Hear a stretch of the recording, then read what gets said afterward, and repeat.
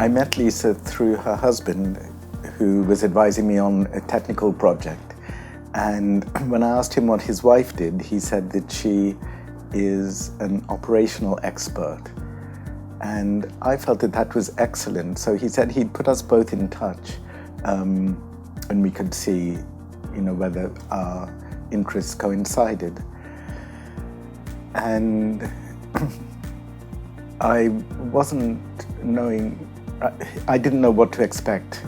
And when I met Lisa, I felt this is, in a way, one of those pieces of serendipity, of luck, from a technical expert getting someone who actually knows how to operate and implement a business which is very much in a turnaround situation.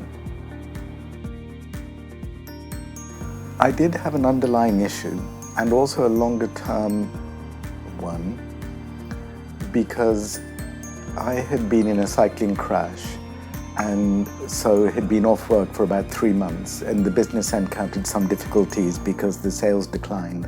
So we needed to put together, around our existing best sales reps, we needed to put together a new sales resource, manage them, implement it, and actually show them what they could do with our products to really make it into a market-leading academic publisher.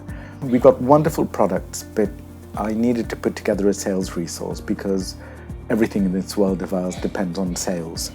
And Lisa brought in great attention to the financials, to the systems that we have in place. And she was very good on interviewing and working on recruiting the right members. Lisa showed that she could not only handle the theory, but implement it. She put together regular management meetings. She looked at the financials. She put together metrics. And her greatest value is as a sounding board, because sales is not my natural instinct. I'm more on the creative product development side, and I love coming up with ideas of new products using information, because it can give you real insights, and that for me is very exciting.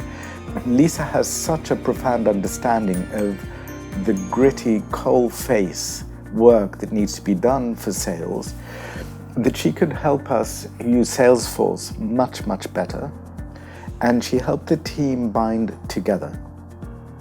Lisa understands how so much in business is a balance between what you want, your company, the different stakeholders and employees and so on. When I first met Lisa, I didn't have any anxieties because I knew that she's highly, highly competent. Our business is slightly unusual. Not many people know about the academic publishing industry, but she could see what was interesting in it. And she could see that the sales is a particular type of relationship selling, which isn't the same as selling a widget or a high quality technical product. It's an information product. And she had great respect for that. So we very quickly formed a way of working productively together. And I can say that I was in such need of a sounding board to take all these different ideas and help to focus them. And in the first 6 months we've worked together, she's been tremendous at listening to all sorts of different ideas, some of them terrible, some of them wonderful, some of them not possible for another year or so. And she would help to focus, to say, let's do this for now. And she would keep the drumbeat of the regular financial and operational discussion to make sure that we had a real locomotive there to pull the business along. When we met, one thought did go through my mind. I thought, Lisa has such talents. Why is she putting them at my service and her other clients? And I thought, she's so quick to look at a situation, and because she's not tied up in my business, she thinks of things and ways of getting through what I've thought of as a roadblock. She thinks of things that make it abundantly clear that life can go on and how it will go on. And so over the months, I began to realize that what she enjoys is having personal impact and working through the relationships, not only of me as her technical client, but also the other people around me. She wants to see that the whole system is working. And that's what I think she's very good at. Because she isn't involved day to day, she can be a sounding board. And everyone needs that. Everyone needs a sounding board to say all sorts of crazy things as well as sensible, and have someone trustworthy where you can risk ideas that don't work, but by talking about them, they contribute in some other way. And that's where the value lies, in having that sounding board in the conversation, regular, with a view to implementation and commercial results. So I didn't call her our operations officer, but our commercial officer, because that's really where she keeps me focused.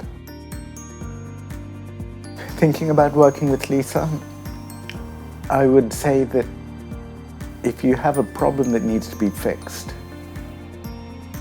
she's a great woman to start with, because she will see the problem, but she'll stay with it and work through those difficult moments when things may look as though they're going to collapse for whatever reason. She'll stick with it and see you through it. If you don't have a particular acute problem at the moment, I am convinced that any business situation benefits from her qualities as a sounding board. I think that most business situations can benefit from further discussion with someone who's trustworthy, but also will help you find out and tweeze out of you these ideas that will get you over the current hurdles. And that's very valuable, getting over those hurdles, seeing them in a new light through talking to Lisa gives you a new vision of what can be done. In summary, over the time that we've been working together, one of the easiest ways to communicate Lisa's impact is, there was an album in the 90s called Keep the Faith, and there's something so good about being able to talk to Lisa on a regular basis, and there's trouble at the coalface and things aren't going so well, but she keeps the faith and sees you through those. And I think that that's quite a good outcome to go through those difficult times.